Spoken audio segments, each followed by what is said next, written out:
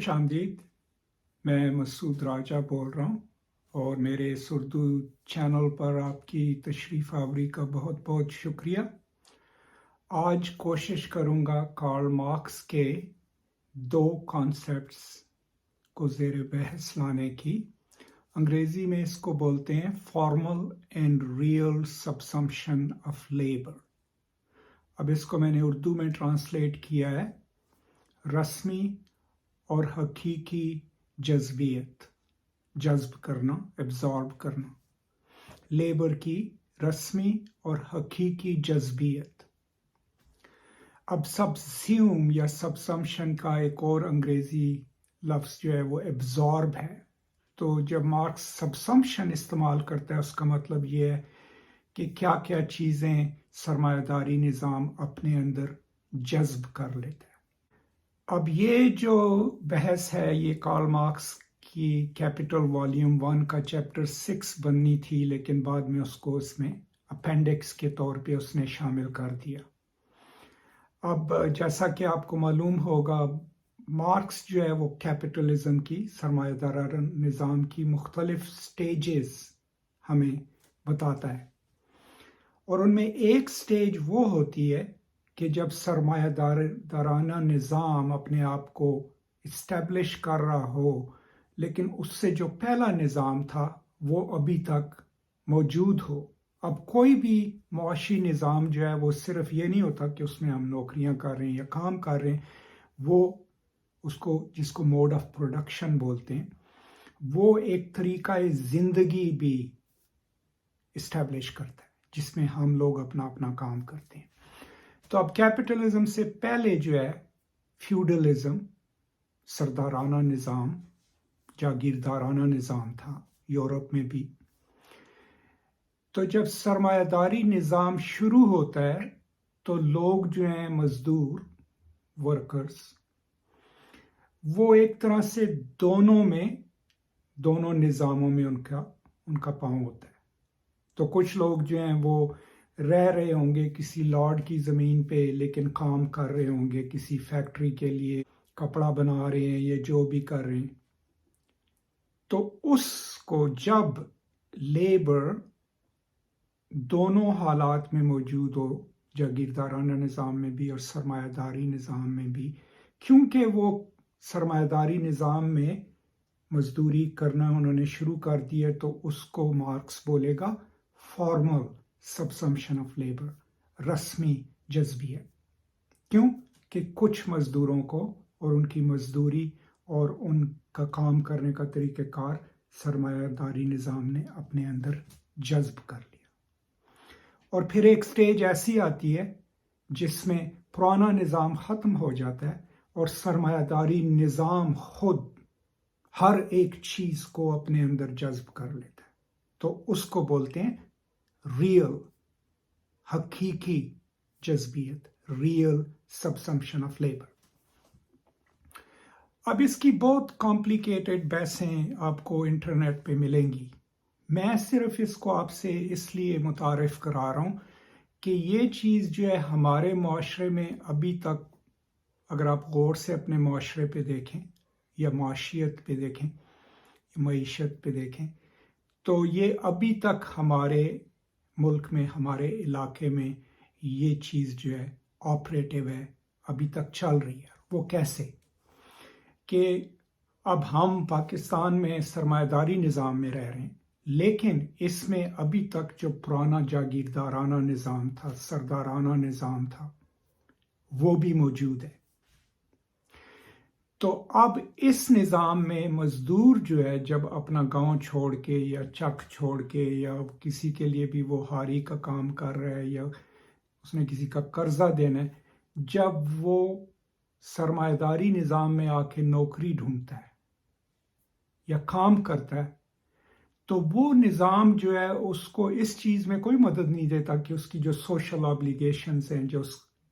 گاؤں میں جس کی بھی اس کی فیملی پہ اس کے اوپر پاور ہے، اس کو ڈسرپٹ نہیں کرتا. وہ نظام قائم ہے. تو ہمارا مزدور زیادہ تر جو ان علاقوں سے ہے،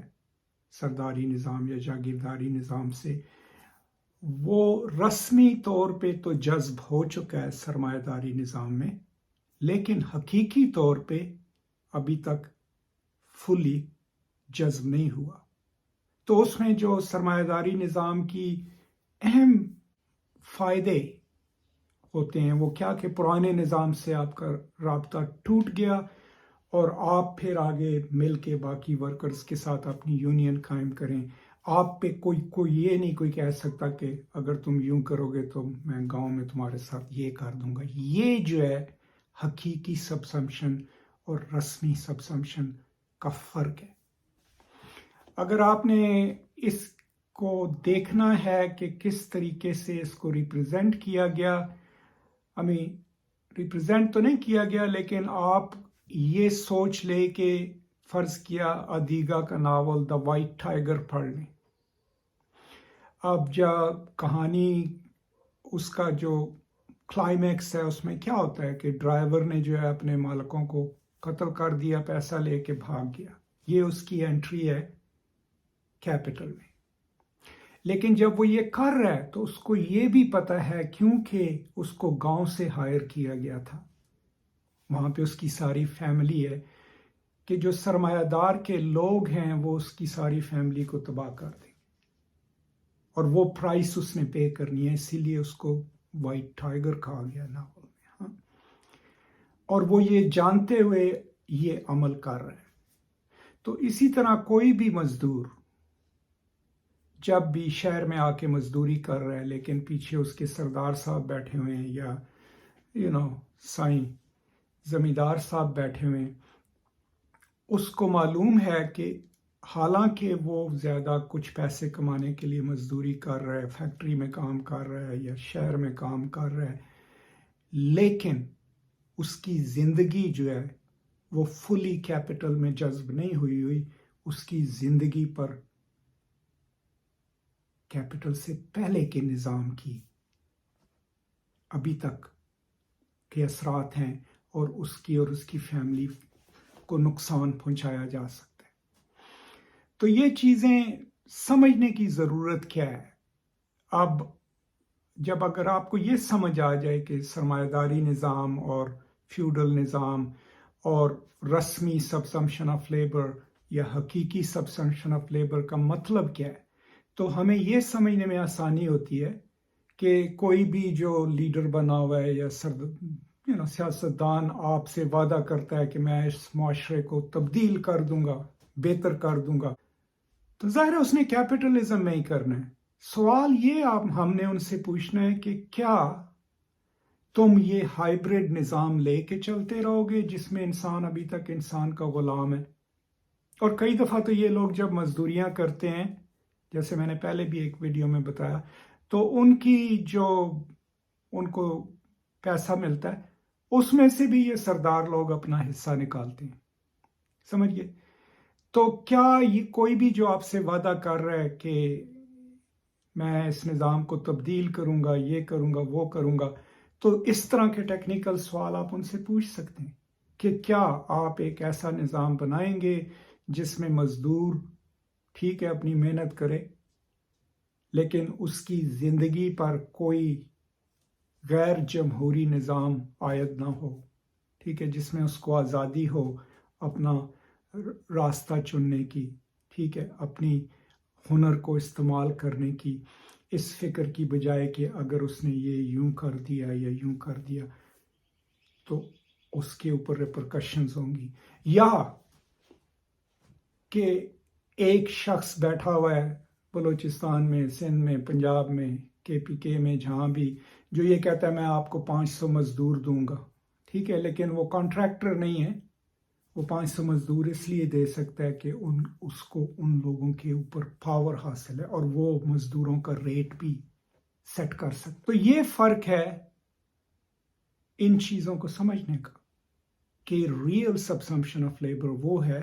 میں یہ نہیں کہہ رہا کہ سرمایہ داری نظام پرفیکٹ ہے اور اچھا ہے، نہیں، لیکن اس کا ایک مقصد مارکس میں یہ تھا کہ وہ پرانے نظام کو توڑ کے نیا نظام بنائے گا، اور جب نیا نظام بنے گا تو کیونکہ وہ سرمایہ دارانہ نظام ہے اور اس میں لیبر کروشل ہے، تو لیبر جو ہے، پرولیٹیریٹ جو ہے، وہ سب سے زیادہ پاورفل کلاس بن جائے گی۔ اب ہمارے پاس کیونکہ ریئل سبسمپشن آف لیبر نہیں ہوئی، فارمل ہوئی ہے، تو محنت کش جو ہیں وہ ابھی بھی ڈومیننٹ گروپ نہیں ہے، ٹھیک ہے۔ اور زیادہ تر اگر وہ کسی گاؤں سے اٹھ کے آئے ہوئے ہیں تو ان کی زندگی پر ابھی بھی پری کیپٹلسٹ سرمایہ داری نظام سے پہلے کے نظام کی پاور ان کی زندگی پر ہے۔ تو یہ علم جو ہے، تھوڑا سا اس کو اور بھی پڑھیے گا، ہمیں یہ استطاعت دیتا ہے، میرے خیال استطاعت ہی بولتے ہیں، ابیلٹی، کہ ہمیں جب بھی کوئی آ کے سیاسی پیغام دے رہا ہے کہ میں اے کر دیاں گا تے وہ کر دیاں گا، سمجھ گئے، کہ ہم اس سے یہ سوال پوچھ سکیں کہ کیا تم ایسا کام کرو گے جس سے یہ بڑے سرداری نظام ٹوٹیں اور کسان اور مزدور جو ہیں ان کو اپنی زندگی آزادی سے گزارنے کا حصہ ہو؟ آپ کی پارٹی کے شعور میں مزدوروں کے حقوق جو ہیں وہ کیسے محفوظ کیے جاتے ہیں؟ کیا قانون بناؤ گے جس سے سرمایہ دار بھی مزدوروں کا استحصال نہ کر سکیں، لیکن یہ جو فیوڈلز ہیں یہ بھی نہ کر سکیں؟ اور اگر آپ دیکھیں گے اس لیڈر کے بیانات کو، ان کے منشور کو، تو پھر دیکھیں ان کے ارد گرد کون سے لوگ کھڑے ہیں۔ کیا وہ لوگ کھڑے ہیں جو اپنے اس نظام کا دفاع کرنے کی کوشش کریں گے، یا زیادہ تر لوگ ایسے ہیں جو یہ نیا نظام نافذ کریں گے جس میں لیبر حقیقی طور پہ کیپٹل کا حصہ ہو، اور جب وہ حقیقی طور پہ کیپٹل کا حصہ ہوگی تو پھر وہ پولیٹیکل فورس بنے گی اور معاشرے کو اور معیشت کو تبدیل کرنے کی کوشش کرے گی، اس طرح کہ محنت کشوں کے حقوق جو ہیں وہ محفوظ ہوں کسی بھی نظام۔ تو یہ تھا چھوٹا سا تعارف real and formal subsumption of labour, جس کا ترجمہ میں نے کیا ہے رسمی، فارمل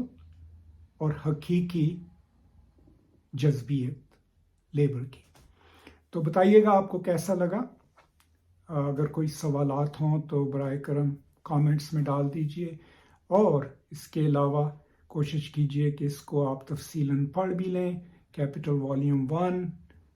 اس کے آخر میں یہ اپینڈکس میں شامل ہے، اور اس کے علاوہ آپ کو آن لائن بھی اس پہ بہت سے ریسورسز مل جائیں گے۔ بہت شکریہ، خوش رہیں، آزاد رہیں، آباد رہیں، خدا حافظ۔